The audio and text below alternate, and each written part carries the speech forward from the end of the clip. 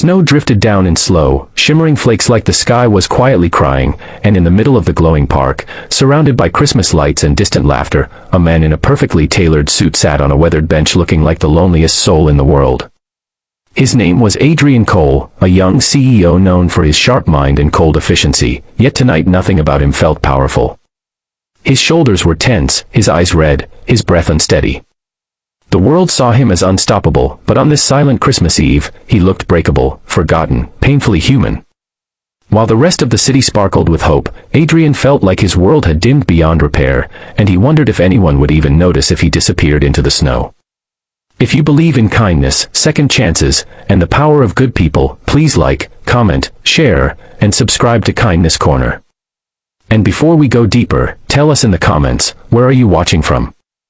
Adrian had spent the day trying to outrun memories that refused to loosen their grip. A year ago, on this same night, he had lost the most important person in his life, his mother, the only one who ever reminded him that love mattered more than success. He had promised her he would slow down, take care of himself, and learn to let people in. Instead, he buried himself in work, hardened his heart, and pushed away anyone who came close. Now, despite all his achievements, despite the awards, the praise, the wealth, he felt hollow. His company was thriving, but he was crumbling. And as he sat in the snowy park staring at the massive Christmas tree glowing gold and red, he whispered to the cold air that he didn't know how to keep going like this. The sound of tiny boots crunching the snow pulled him out of his thoughts, and he looked up to see a small girl toddling toward him with a gift box wrapped in shiny green paper. She wore a red velvet dress, white stockings, and a green knitted hat that bounced when she walked. Her round cheeks were pink from the cold, and her eyes sparkled with a kindness so pure it almost hurt to look at. Behind her, a woman, likely her mother, walked through the snow carrying shopping bags and wearing a warm smile. The little girl stopped in front of him and tilted her head curiously, as if trying to understand why a grown-up would sit alone on a magical night like this. Before he could force a polite smile, the little girl lifted her tiny mittened hand and reached toward his face, brushing at a tear he hadn't realized had fallen. She looked at him with childlike sincerity, that kind of honesty adults forget how to show. And in a soft, soothing voice, she said words that pierced straight through the icy walls around his heart. "Don't cry, mister, you can borrow my mom." The park lights shimmered like they were holding their breath, and Adrian felt something collapse inside him, something heavy, something he'd been carrying for too long. He bowed his head, overwhelmed, and for a moment he couldn't speak at all. The little girl, whose mother called her Marina, gently placed the small green gift in his lap before her mother arrived beside them, a bit breathless and apologizing for her daughter's boldness. But she apologized with a smile, the kind of warm expression that told Adrian she was just as gentle-hearted as her daughter.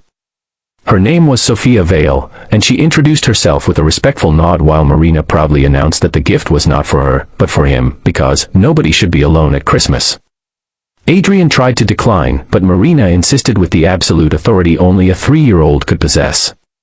When he finally opened the gift, he found a simple homemade ornament inside, a paper snowflake coated in glitter, tied carefully with a red ribbon. It was crooked, uneven, imperfect, and yet more meaningful than any corporate award he had ever received. Sophia explained softly that Marina had made several ornaments to give to people who looked like they needed Christmas the most. Adrian could not remember the last time someone gave him something without expecting anything in return.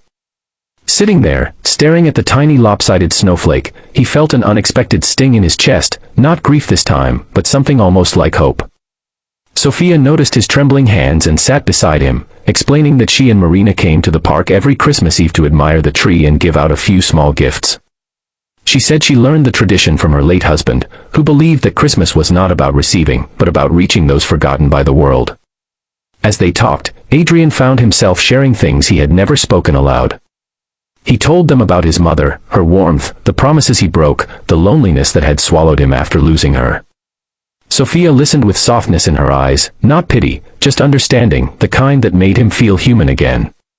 Marina, meanwhile, climbed onto the bench and leaned against him as if she had known him forever, humming a soft Christmas tune while swinging her small legs. Adrian couldn't remember the last time companionship felt so natural, so comforting, so undeservedly kind.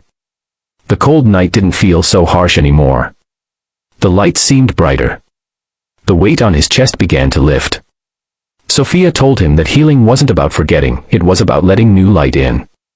She reminded him that even the loneliest winters eventually melt into spring.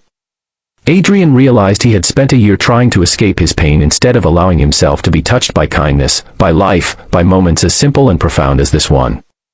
As the snow thickened and the park grew quieter, Marina suddenly jumped down and took Adrian's hand, tugging him toward the giant Christmas tree. She insisted he stand beneath it with her because good things happen under shiny trees. Adrian laughed, a real, full laugh he didn't know he was capable of anymore. Standing there with Marina's tiny hand gripping his and Sophia watching with a soft smile, Adrian felt something he hadn't felt in far too long, the possibility of belonging. If this story has touched your heart even a little, please make sure to like, comment, share, and subscribe to Kindness Corner.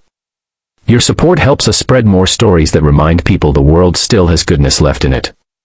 As the evening neared its end, Sophia invited Adrian to walk with them for hot cocoa, and for the first time since losing his mother, he didn't feel alone. He felt guided, by a child's innocence, by a stranger's kindness, by the fragile but powerful truth that a single gesture can save someone from the edge. Adrian didn't know what tomorrow would bring, but he knew he wouldn't face it with the same brokenness he carried before. Marina squeezed his hand again and whispered that her dad used to say lonely people are just friends waiting to meet. In that moment, Adrian believed it. Before you hear the final lines, please comment below, what was the most touching moment for you in this story?